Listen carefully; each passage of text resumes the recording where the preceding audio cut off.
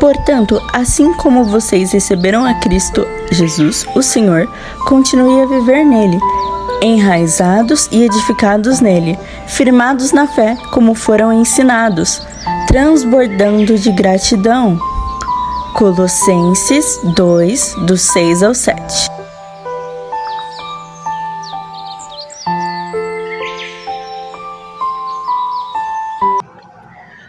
Bom dia! Estamos de volta com as nossas reflexões matinais enraizados em Cristo. Nós estamos meditando na vida de Davi, o homem segundo o coração de Deus. Estamos fazendo as nossas meditações em 1 Samuel, o primeiro livro, de Samuel. Já estamos no capítulo 21 e hoje nós vamos falar sobre um símbolo abençoado, que é o pão da presença. 1 Samuel 21:6 diz assim: Então o sacerdote lhe deu os pães consagrados, visto que não havia outro além do pão da presença, que era retirado de diante do Senhor e substituído por pão quente no dia em que era retirado. Essa era uma etapa significativa na vida de Davi. Ele tinha no máximo 20 anos quando foi obrigado a deixar o seu lar, deixar seu sustento, deixar seu querido amigo Jonatas para fugir de um louco, o qual era ninguém menos que o rei de Israel. Certamente nada se compara ao período da juventude de Davi, quando ele fugia dessa perseguição. A metade da nação queria dar cabo da vida de Davi. Aquele jovem ele foi aterrorizado por uma pessoa com o dobro da sua idade. Então vamos ver o início dessa jornada, desta fuga. Quando Davi decidiu então deixar de ser um fugitivo, ele foi para Nob. E lá ele encontrou-se com o sacerdote Aimeleque. No primeiro versículo do capítulo 21, constatamos que Aimeleque tremeu quando se deparou com Davi. Ele provavelmente não sabia que Davi estava sendo procurado. Se ele soubesse que Saul desejava matá-lo, não teria perguntado por que Davi estava sozinho. Talvez a alusão do sacerdote à espada de Golias trouxesse alguma luz sobre esse encontro. Aimeleque sabia da morte de Golias e quem o matara. Ele também pode ter se lembrado de Davi desfilando por Jerusalém com a cabeça de Golias em suas mãos. Sem dúvida, Davi era alguém que era temido, e os sacerdotes com certeza não queriam confusão com o exército dos filisteus buscando vingança. Qualquer que fosse a razão da presença de Davi, levou medo ao coração daquele homem. Davi não foi parar em Nob por acaso, ele buscava refúgio na terra dos sacerdotes. Aquela era uma cidade entre Jerusalém e Gibeá, local para onde o tabernáculo fora transferido após a destruição de Siló. Assim como muitos de nós em tempos de crise, Davi pode ter deixado de ficar mais perto daquilo que parecia estar mais próximo de Deus, o que não é má ideia, A pergunta é: quando foi a última vez que você procurou o seu pastor ou alguém que você reputasse como se ele fosse uma pessoa próxima de Deus e procurasse ajuda particular em um momento de necessidade? Se você nunca buscou tal ajuda, precisa levar em consideração. Eu vejo muitas pessoas reclamando que às vezes eles não são visitados em suas doenças, em suas necessidades. Mas existe um princípio também dentro da palavra de Deus que diz assim que nós devemos comunicar aos santos as nossas necessidades. Muitas vezes nós não ficamos sabendo do que está acontecendo. Por isso Paulo colocou então este princípio muito importante. Comunique aos santos as vossas necessidades. Foi isso que Davi foi fazer. Quando Aimeleque indagou a razão de Davi estar ali, ele respondeu com uma mentira. Em nosso estudo nós veremos uma quantidade razoável de concessões no caráter de Davi. No caso em questão, essa sua propensão a mentir. Talvez ele buscava poupar a vida do sacerdote, esperando que Saul não responsabilizasse Aimeleque por ajudá-lo. Esfomeado, ele estava, em sua fuga. Davi então pediu pão ao sacerdote. 5 pães, na verdade, para ser exato. O pedido toca em uma tecla bem conhecida na Bíblia. Está escrito lá em Mateus 14:9, que Jesus alimentou multidões com apenas 5 pães. Aqui em 1 Samuel, capítulo 21:3, Davi pediu a Aimeleque: dai-me 5 pães, ou algo que tiver. Em todos os 4 evangelhos, quando Jesus mandou seus discípulos procurarem comida, 5 pães foi tudo o que eles encontraram. Para Davi, no entanto, nenhum pão pôde ser encontrado, exceto o pão da propiciação. Talvez Deus tivesse algo a ensinar com esses 5 pães. Os pães da proposição sempre tinham sido vinculados à aliança divina. As regras a respeito de tais pães aparecem lá em Levítico, capítulo 24, versículos de 5 a 9.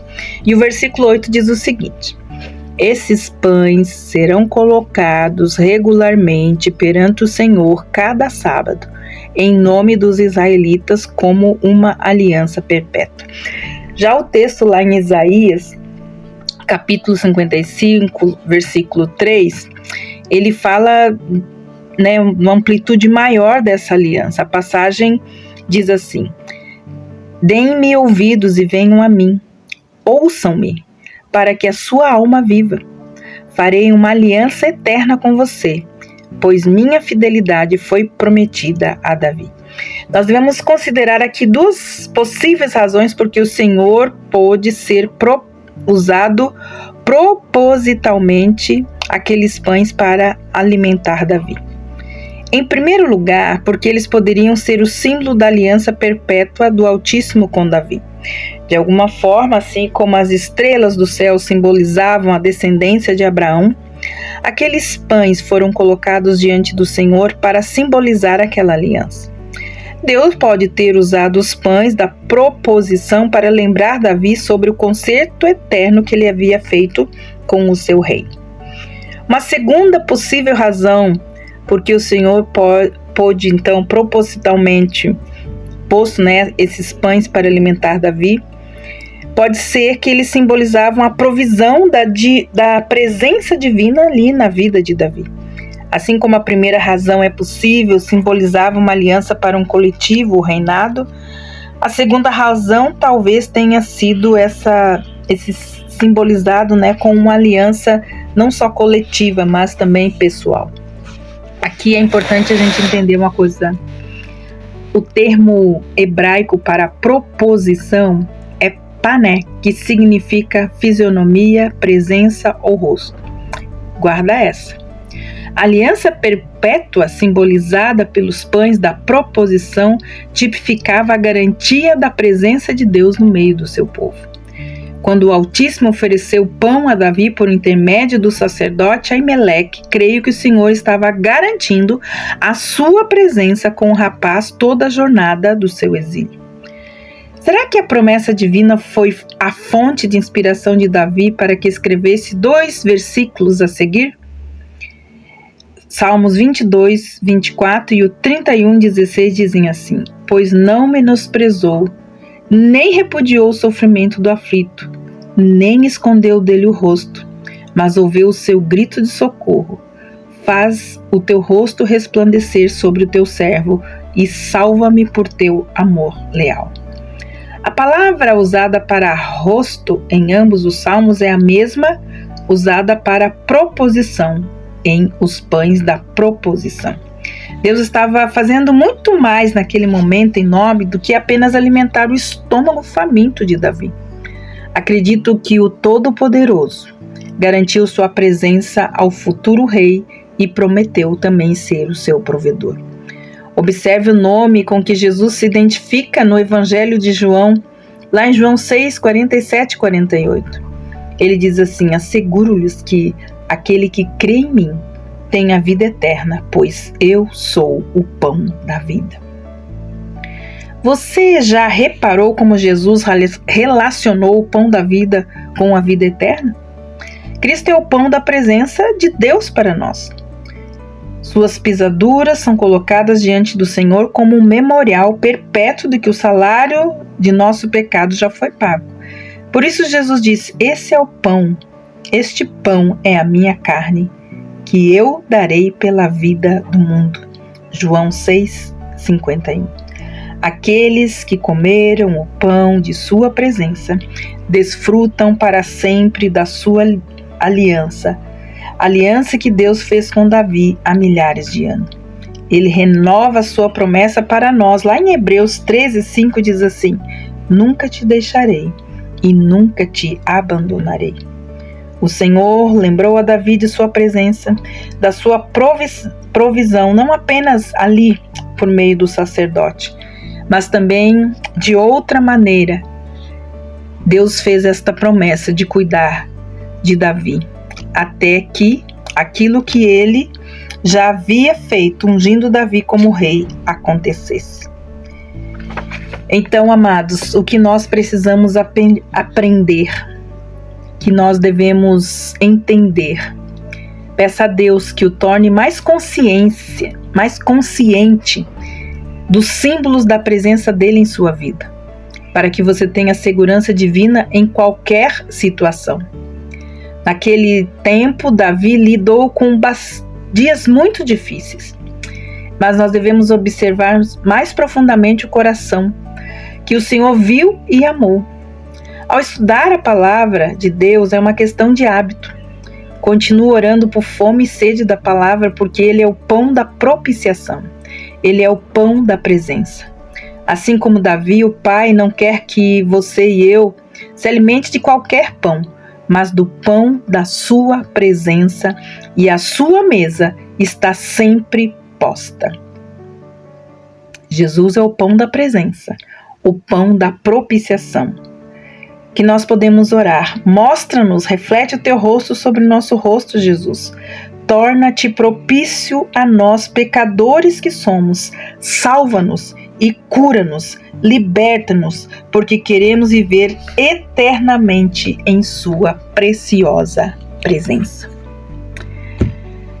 Que Deus abençoe você. E até amanhã com as nossas reflexões matinais enraizados em Cristo. Lembre-se, Jesus é o pão da presença diária, eterna em nossas vidas.